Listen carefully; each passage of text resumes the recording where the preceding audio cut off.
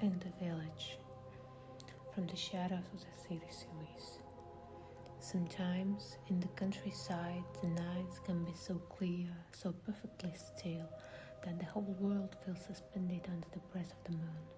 The stars look sharp there, colder, closer, and when the moon climbs high enough, its light washes over the fields, so completely that no lantern is needed.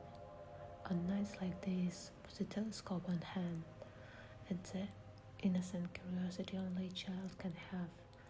It's almost impossible to resist the temptation to turn that lens not toward the sky but toward the world below, to peek into neighboring yards, to scan the distant fields, to see what might move in the shadows. That night, 9-year-old boy Pavlik did exactly that. He had been told that when the nights grow colder, the forest animals come closer to human homes. If he was lucky, he might see a hare, a fox, maybe even a bear. By 2 in the morning, the stars had brought him. He pushed the telescope between the curtains of his windows. On the second floor of his grandmother's old house, he imagined himself a scout, a sentry, maybe even a sniper. The night before, he'd seen something move at the edge of the village, in the bushes near the field line. But at the worst possible moment, a car drove by, its headlights blinded him, and whatever it was disappeared. Tonight he was determined to see it again, if not a bear, then at least an owl. That night, Pavlik finally saw something. He pressed his eyes closer to the telescope, and what he saw made his throat tighten, his eyes fill with tears. It wasn't a fox, it wasn't an owl, and it wasn't a man. He stared frozen, trying to understand what he was looking at. Some figure crouched among the trees, its shape moving in ways no animal should. Then, just as he tried to focus the lens, the thing turned its head toward him. Whatever it was, it knew he was watching. Pavlik jerked back from the telescope, knocking over the stool behind him. He refused to look again. When his mother came to fetch him the next day, he begged her to take him back to the city. He wouldn't stay another night in that house.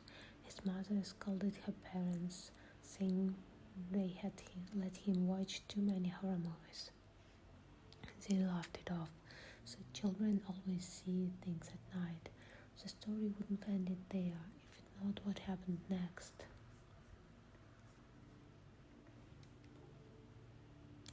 A few nights later, 2 hens vanished from one of the yards. People blamed the fox, but no one could explain how it had gotten past the fence or why the dogs hadn't barked. Then it happened again and again. Each time, no tracks, no sounds, and dogs had covered instead of barking, whining softly, pressing themselves against their kennels as if terrified of something they couldn't fight. That's when the villagers realized something was truly wrong. The fear turned real on the night it came to Trofim's yard. Trofim kept a massive half-wild dog, a beast that looked as if somewhere in his bloodline a bear had once lived. The animal was huge, brutal, and loyal only to its master. No stranger could come near the gate and stay home. That night, Trofim woke to a sound he would never forget, a deep crunch, wet, snapping, like meat tearing, and silence. By the time he grabbed a flashlight and ran outside, the yard was quiet again. Only the chain creaked softly, half the dog was still there, tied to its post, the rest gone. A trail of blood led through the open gate into the dark fields beyond. Trofim didn't follow. No one in the village would have. From that night on, no one blamed foxes anymore. No one spoke of wolves. No one really spoke at all. When morning came, they called the authorities. By evening, a man arrived from the city, a very expert, partly shaven, the glasses slapping down his nose, driving a car older than himself. He apologized for being late. The roads, the mud, then asked in a dry voice, Are you sure it wasn't a joke? Trofim stared at him expressionless. If it were a joke, he said, I'd have buried the punchline with my own shovel.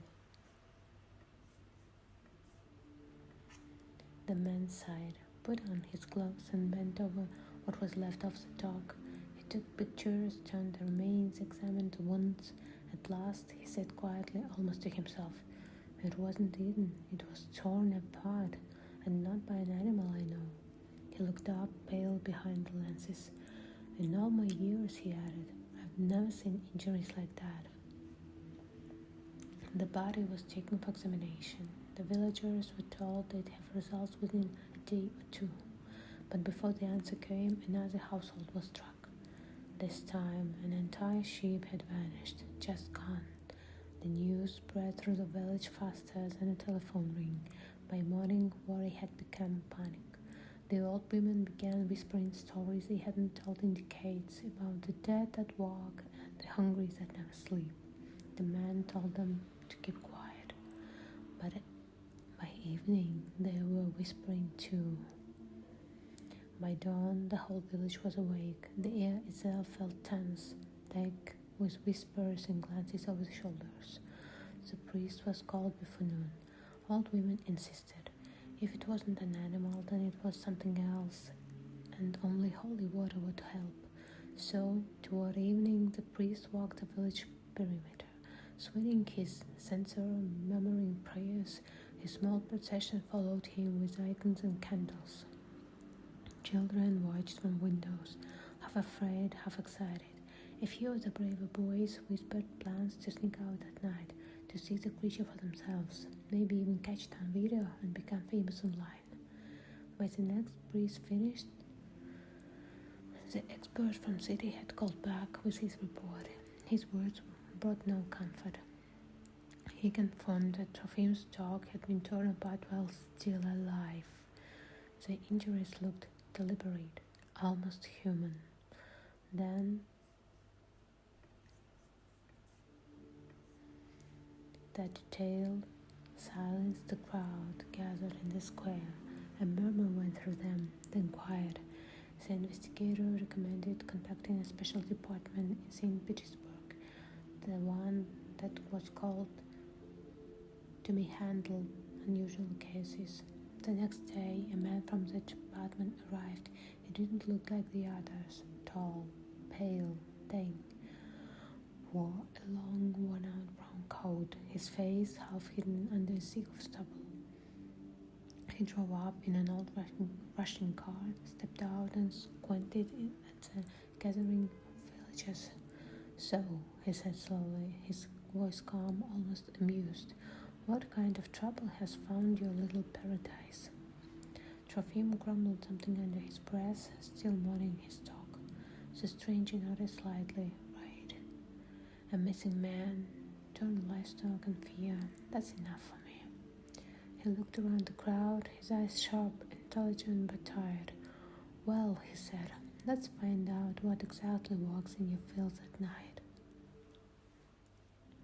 The newcomer introduced himself simply, Captain Smirnov, Special Division. The title made no one feel better. He listened as the villagers spoke on over other, each with their own theory, each insisting it was either a curse, a ghost, or the government's fault. When they quieted, Smirnov said, it comes at night, it avoids light, sound, and people, so tonight we'll give it exactly what it hates. He looked around. Every house keeps the lights on, play music, make noise, make it believe everyone's awake, except one place. One house will stay dark and silent.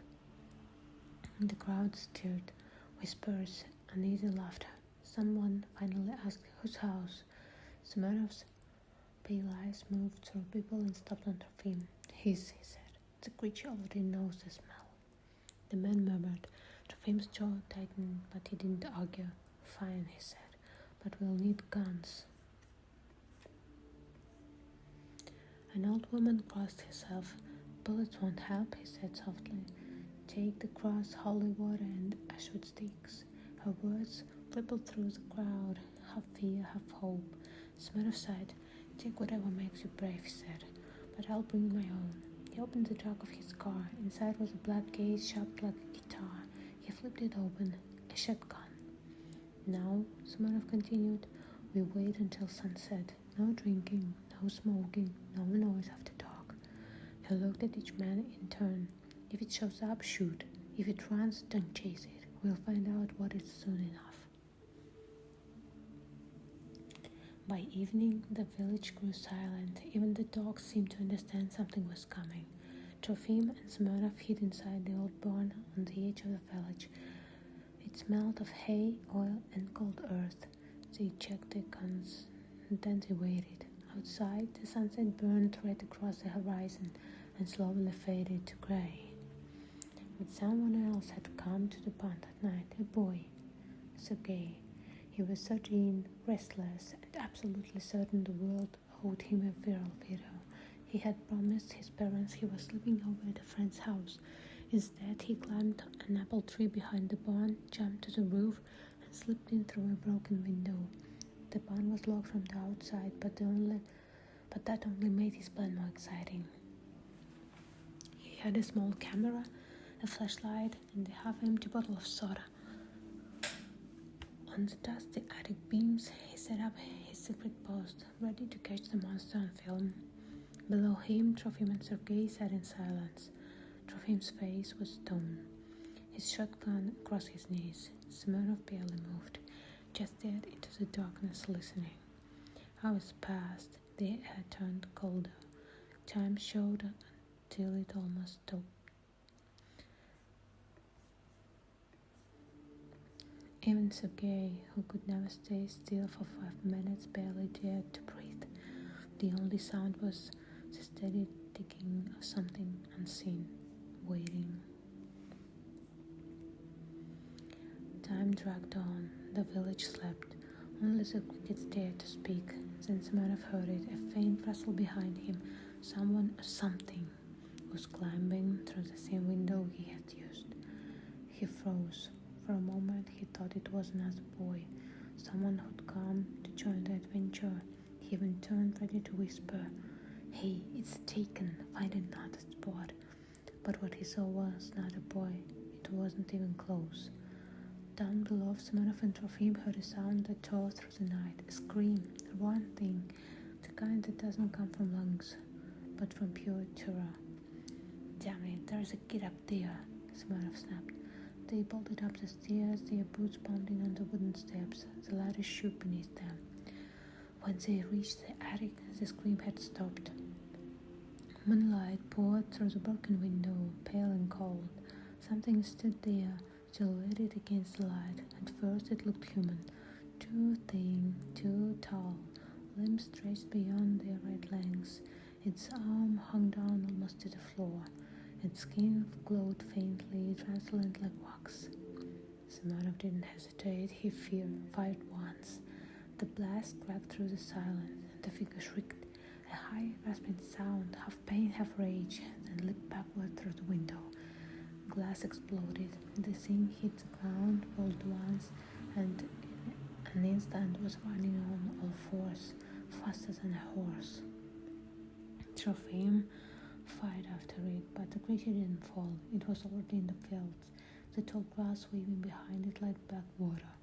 Then Smirnov saw something that made his blood turn. In his jaws, swinging limply, was the boy, Sergei. The creature disappeared into the sea of grass, and the night swallowed the bows.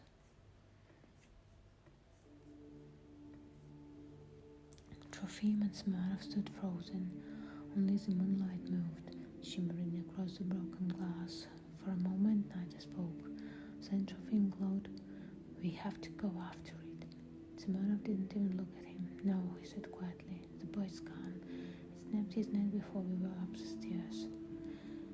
He knelt down, examining the floorboards.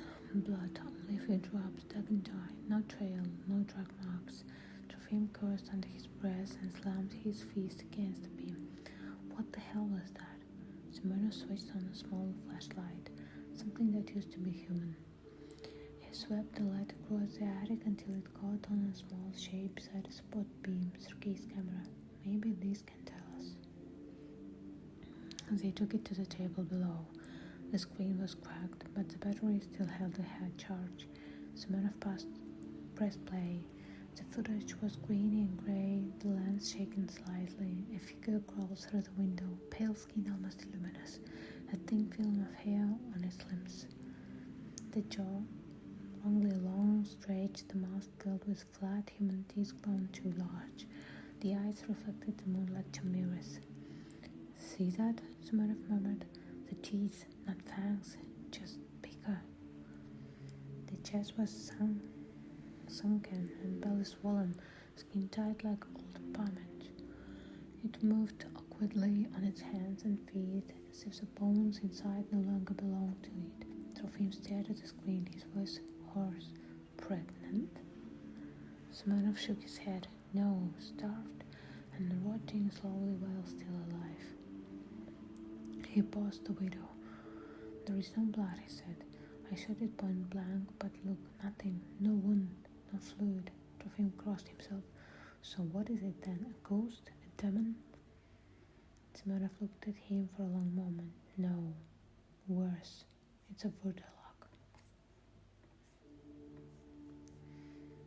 Semenov leaned back in his chair, watching the frozen frame on the little screen. The creature's face, half human, half ruin. He sighed. "Vurdalak," he repeated softly. "A very old word, older than the language we speak." The villagers who had gathered outside the barn listened in silence. The story was already spreading. "People think a Vurdalak is some kind of vampire," Semenov began, "but that's wrong. A Vurdalak isn't born from a bite, it's made from fear, from the refusal to die." He took off his gloves, rubbing his hands slowly together. "Long ago, some people tried to cheat death. Witches, hermits, those obsessed with power. They made deals with whatever lived below, traded their souls for years or strength or beauty." He looked up, eyes hard. "But when the time came to pay, they didn't want to go, so they stayed, half dead, half alive, rotting but conscious. That's what you saw tonight." The villagers shifted uneasily. Old women crossed themselves. One of them whispered, "But how? Why would anyone?" Semenov shrugged. "Because they were afraid of what comes after, or because they loved life too much, or because they thought they could control what they'd called up. You'd be surprised how many try." He glanced back at the moonlight window. "After the body dies, the process continues. They dry out, lose color, the skin turns grey, eyes go cloudly, hair fades. Then the hunger starts." Trofim muttered, "For blood?" Semenov shook his head. "For flesh. For what's left of life itself. They eat the dead first, the easy kind, but eventually they want more. Fresh, warm." He lit a cigarette and watched the smoke rise toward the rafters. That's when the stories begin. Missing castle, open graves, vanishing drunks. He looked around the room, and sometimes a child. Semenov took a long drag on his cigarette, the amber glowing like a tiny star. "You want to know how it happens?" he asked quietly. "It's slow, painful, filthy." He looked out through the barn door. A pale fog was crawling in from the fells. At first they look sick. The skin turns grey, the eyes yellow, the hair loses color. They start to move differently, like their bodies no longer remember how to be human. He paused. Then comes the smell, a mix of rot, dirt, and something metallic. They stop eating normal food, meat mostly raw. After a while they stop talking because no tongue stiffens. They forget words. A woman whispered, And then they lose shame," Semenov said. "They stop washing, stop caring how they look. They roam at night, hate sunlight, attack animals and sometimes people. They scratch, tear, and dig into a corpse for what's left." The priest flinched. "Monsters," he muttered. Semenov exhaled smoke through his nose. "No, not monsters, humans. Just ones who took a wrong turn and never would found the way back." He flick the cigarette into dirt. The change can take years or just months, and when it's done, they die. Their bodies collapse, but the thing inside keeps growing. He looked at Rafi. After that, they crawl into the ground and wait until hunger wakes them again. Simonov rubbed his forehead as if the smoke had burned a memory loose. They don't hunt like wolves, he said. They don't stalk for sport.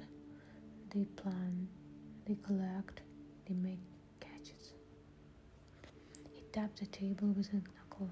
Look, a Vodalak needs to store food. It drags corpses away from graves, from barns, wherever it can find them,